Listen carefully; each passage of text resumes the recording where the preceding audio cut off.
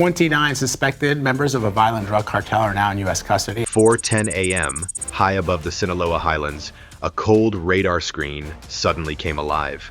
Thermal sensors registered a chain of heat plumes rising from what should have been abandoned ranches. Beneath the soil, faint mechanical pulses repeated in steady rhythm. Too precise to be nature, too quiet to be coincidence. Within seconds, a joint U.S.-Mexican task force confirmed the pattern. Engines underground, air vents masked as irrigation shafts, and electric surges pulsing through empty fields. The signal was clear. Something massive was hidden below, something that had evaded capture for years. Command posts from Arizona to Mexico City lit up in coordination. Satellites adjusted orbit, Marines moved to staging points, and intelligence links fused into one encrypted network. What followed would become one of the most synchronized cross-border raids in modern history. A silent strike meant to dismantle a kingdom built beneath the ground. Would you back such an operation if it meant ending decades of cartel control? Then stay with military power and subscribe, because what unfolds next will reveal how this hidden war finally reached the surface. At 5:12 a.m., convoys of armored vehicles crossed from Sonora into Sinaloa under strict radio silence. The joint force, composed of Mexican Marines, U.S. Navy reconnaissance teams, DEA tactical agents, and Navy SEAL operators, had trained for weeks to strike in coordination. Their mission was clear: identify and dismantle the fortified hideouts that had allowed cartel leadership to evade capture for decades. Each convoy moved with precision, guided by satellite imaging and encrypted communications, linking every unit to a central command post in Arizona. The operation unfolded across 3 Mexican states at the same moment. In northern Sinaloa, Marines breached a cluster of abandoned ranches that appeared quiet but concealed heavy steel bunkers beneath the ground. In Sonora, U.S. surveillance aircraft tracked the movement of vehicles fleeing south through mountain trails. Meanwhile, teams in Tamaulipas uncovered an underground network of rooms equipped with ventilation systems, medical bays, and escape shafts.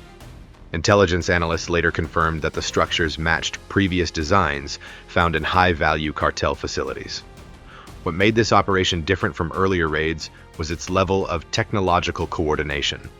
Ground-penetrating radar and infrared mapping from drones revealed the thermal outlines of machinery operating below reinforced concrete. Satellite relays transmitted live data to command centers in both countries. Within minutes, more than 40 underground sites were confirmed active. Each detection triggered an immediate tactical response. Marines moved in under air cover, while engineers cut through steel-plated doors using thermic tools designed for battlefield breaching. The precision of these maneuvers reflected months of intelligence fusion between U.S. and Mexican agencies. By sunrise, the results were undeniable. 29 senior cartel leaders had been captured, representing the command structure of 4 major criminal organizations: Sinaloa, Los Zetas, Juarez, and Jalisco. Each was taken alive and transferred under heavy escort to secured airfields for immediate extradition review. The arrests marked one of the largest synchronized cross-border operations since the mid-2000s. Intelligence reports indicated that several of the detainees were responsible for regional smuggling corridors valued at billions of dollars in annual revenue. Their capture effectively severed a chain of command that had stretched from the Mexican highlands to ports along the Gulf of Mexico. The operation's scale also demonstrated a shift in U.S.-Mexican strategy. For years, joint forces had focused on individual targets, often creating temporary power vacuums quickly filled by new factions. This mission instead treated cartel leadership as a collective system, requiring simultaneous disruption at every level. Analysts from the DEA described the method as a form of strategic decapitation supported by continuous data monitoring. By removing multiple leaders at once, the task force disrupted communications, logistics, and financial control in a single, coordinated strike. Technological superiority proved decisive. Synthetic aperture radar, infrared sensors, and low-frequency sonar were combined to map underground voids invisible to standard surveillance. These tools allowed forces to locate bunkers hidden beneath farms, warehouses, and even chapels. The coordination between human intelligence and electronic detection provided near real-time awareness of enemy movement. As a result, no major firefight occurred. Most targets were caught off guard, their electronic jammers and escape tunnels rendered useless once command centers cut external power and sealed ground exits. The day's outcome signaled a turning point in how both nations approached the war on organized crime. Instead of chasing shadows across open borders, they had learned to strike deep into the infrastructure that sustained them. For the first time, the cartel's most protected leaders faced capture without warning. Proof that modern surveillance had erased the boundaries once thought to shield them.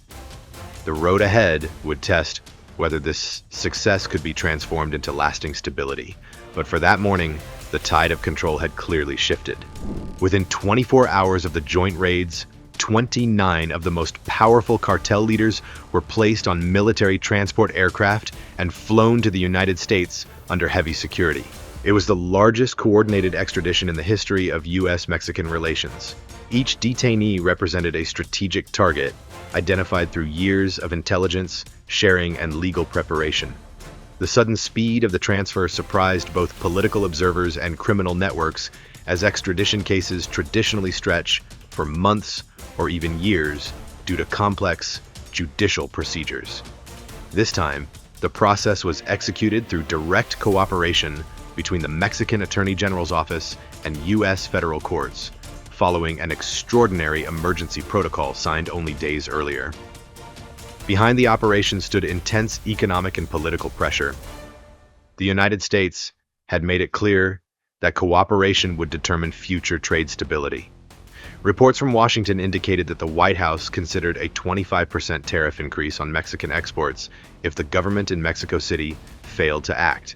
For a nation where nearly 80% of exports flow north, the threat carried real economic weight. The message was straightforward. Cooperation on security was not optional, but essential for maintaining bilateral prosperity. Within hours of receiving the proposal, Mexican leadership authorized the immediate transfer of all high-value detainees. Once the planes touched down at secure U.S. facilities, the detainees were distributed among several federal districts, including Texas, Arizona, and California. Each jurisdiction held pending indictments related to narcotics trafficking, racketeering, and cross-border homicide. The coordination reflected a clear, strategic message that no single region would carry the entire judicial burden. By dispersing defendants across the legal system, the Department of Justice ensured redundancy and prevented potential interference or coordinated retaliation. In less than one day, decades of legal buildup had transformed into a nationwide prosecution effort. The speed of extradition coincided with a major policy shift in Washington. Federal authorities announced that several major drug cartels were now formally designated as foreign terrorist organizations. The decision expanded the scope of national security law to include transnational criminal networks that employed military-grade weapons and tactics. Under this classification, financial institutions became obligated to report any suspected transactions linked to those entities. Assets could be seized without prior notice, and individuals or companies providing material assistance, such as transportation, funding, or armaments, could face terrorism-related charges carrying sentences of up to life imprisonment. The new framework effectively blurred the line between counter-narcotics and counter-terrorism.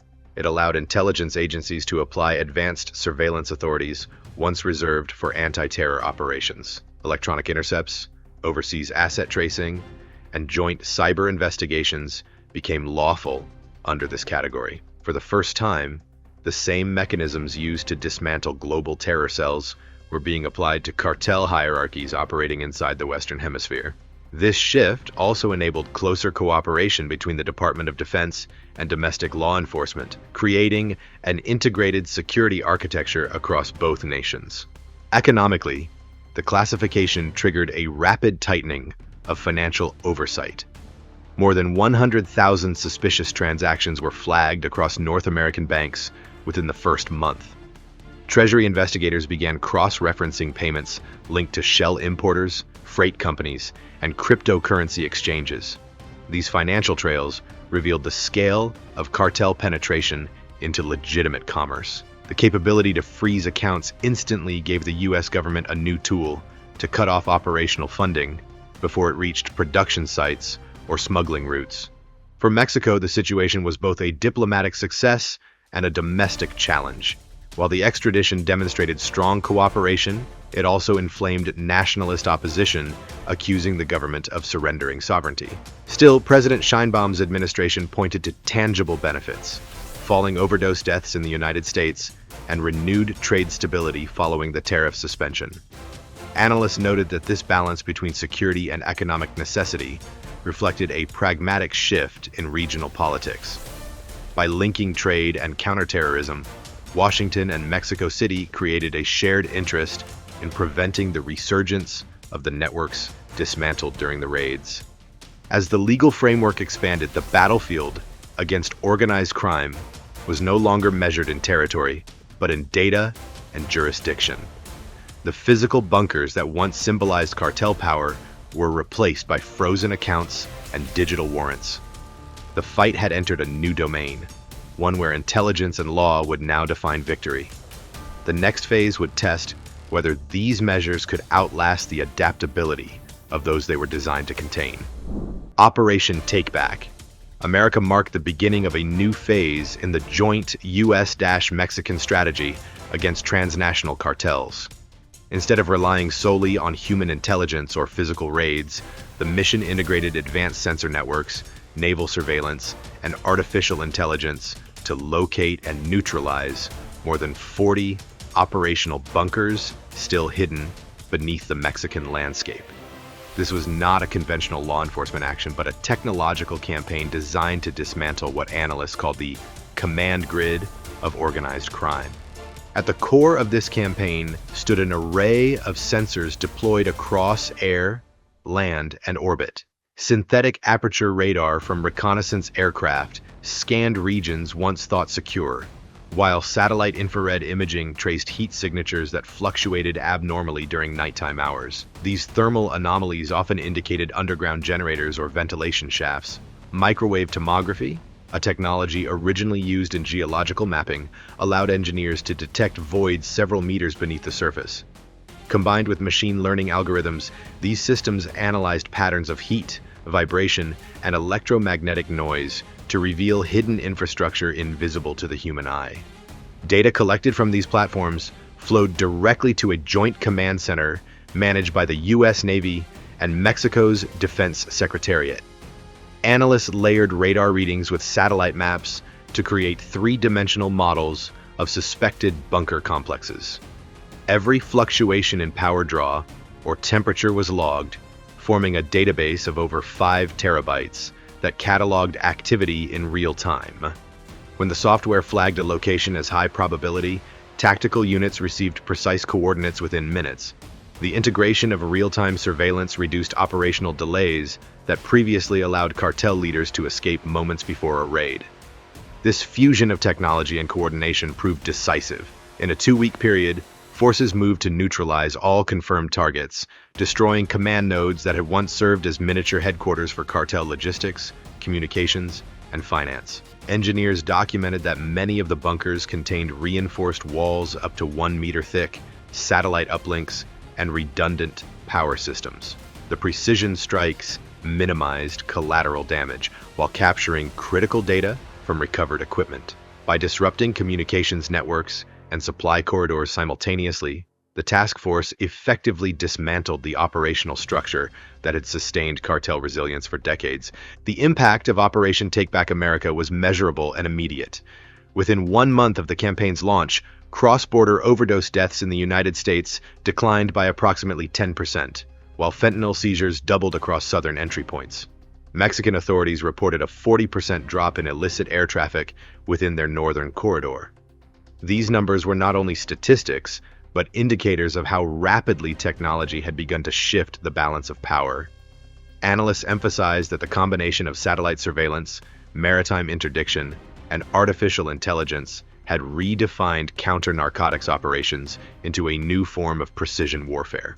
Beyond its tactical success, the operation demonstrated the growing convergence of defense and law enforcement capabilities.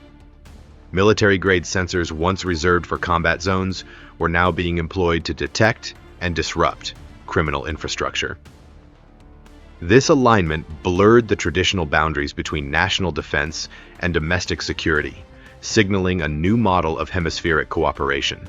The lessons learned from Take Back America influenced training protocols and resource allocation for future missions, particularly those targeting synthetic drug production facilities and maritime trafficking networks.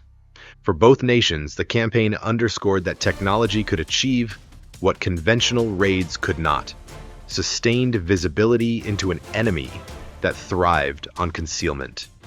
The integration of data, satellites, and human intelligence proved that information itself could be the most powerful weapon in modern security strategy. As the command networks fell silent, the question remained whether this success could be maintained in a digital battlefield that continued to evolve. If advanced sensors can find what concrete once hid, what's next for this new kind of war? Following the success of Operation Take Back America, a new campaign known as Operation Lockpoint was launched to strike directly at the financial arteries of the cartel network. Intelligence collected from earlier raids revealed the complex system of accounts, shell companies, and cryptocurrency exchanges that funded narcotics production and logistics. The new objective was to cut off these money flows before they could be converted into weapons, chemicals, or bribes. The effort united several major U.S. agencies under one command structure, including the DEA, the Department of the Treasury, Navy Cyber Command, and the U.S. Marshals Service. It represented the most coordinated financial interdiction effort ever conducted against a criminal organization operating in the Western Hemisphere. Analysts estimated that more than 600 bank accounts were involved in laundering proceeds from synthetic drug production and maritime trafficking. Each account was linked through layers of shell importers and front companies operating in multiple countries. Financial investigators traced more than $2 billion in suspicious transfers over a 12-month period. The coordinated task force used advanced software to map these connections, allowing analysts to visualize the hidden network as a digital web stretching from Mexico City to offshore banking zones in the Caribbean. Once identified, the accounts were frozen simultaneously under emergency provisions of the Foreign Terrorist Organization framework. On the operational side, U.S. Marshals and Treasury enforcement teams moved to seize physical assets tied to these accounts. Warehouses, vehicles, and properties used for storage and transport were secured within days. During one of the raids, agents discovered dozens of drums labeled as fertilizer stored in a rural depot. Laboratory testing revealed that the barrels contained concentrated precursor chemicals used in synthetic opioid production. Each drum bore the engraved scorpion emblem associated with the Sinaloa network. The seizure disrupted a major logistics chain that supplied chemical inputs valued at more than $400 million. Meanwhile, Navy Cyber Command expanded the operation into digital space. Intelligence intercepts identified a cluster of servers transmitting encrypted data along commercial shipping routes in the Eastern Pacific. These relay nodes, known internally as digital bunkers, were designed to coordinate cartel communication and manage cryptocurrency transactions through maritime networks. Using electronic warfare units stationed aboard reconnaissance vessels, the Navy jammed the frequencies and triangulated the signal source. Within hours, joint teams from the United States and Mexico located the primary relay station hidden inside a hillside compound north of Culiacan. The subsequent ground assault captured 17 mid-level commanders and seized hardware containing transaction logs and coded ledgers. The dismantling of this digital infrastructure marked a critical victory. For the first time, investigators gained direct access to the cartel's encrypted accounting system. Cyber forensic teams worked for weeks to decrypt the data, uncovering detailed records of shipments, payments, and suppliers. The evidence connected dozens of front companies in Europe and Asia that had been funneling chemical ingredients to Mexico under false documentation. The exposure of this network resulted in more than 90 international arrest warrants and the cancellation of trade licenses for several exporters. The data also revealed how cartel operatives used maritime temperature sensors to disguise communication pulses within legitimate shipping data, a method designed to bypass surveillance systems. By targeting both financial assets and cyber operations, Operation Lockpoint expanded the battlefield into two new domains: economics and information. The results were measurable. In the first 60 days, over $1 billion in liquid assets were frozen, and cartel cash flow dropped by an estimated 40%. Maritime trafficking incidents declined across the Gulf and Pacific corridors. Intelligence analysts noted that the remaining network showed signs of fragmentation as rival factions competed for shrinking resources. The campaign's success proved that financial disruption could be as decisive as physical confrontation. For Washington and Mexico City, Lockpoint became the blueprint for future hybrid operations. It demonstrated that modern warfare against organized crime no longer depends on territory, but on the ability to dominate data, finance, and communication. As digital bunkers replaced concrete ones, the line between crime and national security blurred further. The question for policymakers now was not how to fight the cartels, but how to prevent their reappearance in the virtual world where borders no longer exist. The dismantling of major bunkers and financial networks did not mark the end of cartel activity, but rather the beginning of a new evolution. Within months of Operation Lockpoint, intelligence agencies detected the emergence of a decentralized system known as the Second Shadow Economy. This new model replaced physical strongholds with digital ones, transferring power from field commanders to anonymous operators who controlled assets through cryptocurrency, encrypted messaging, and offshore servers. The traditional chain of command was dissolving, replaced by clusters of small, agile groups that operated entirely online. Investigations showed that these networks relied heavily on blockchain-based payment systems to move money between continents in real time. Transactions could pass through more than a dozen digital wallets before reaching their final destination. Servers located in Eastern Europe, particularly in countries with weak regulatory oversight, became the primary hubs for these operations. The new generation of cartel members were often trained in coding, data encryption, and financial manipulation, blending criminal ambition with technological skill.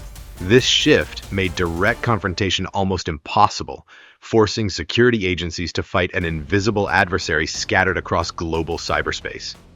In response, the United States and Mexico established the Joint Cyber Grid, a coordinated digital monitoring system designed to track and intercept suspicious financial activity within minutes.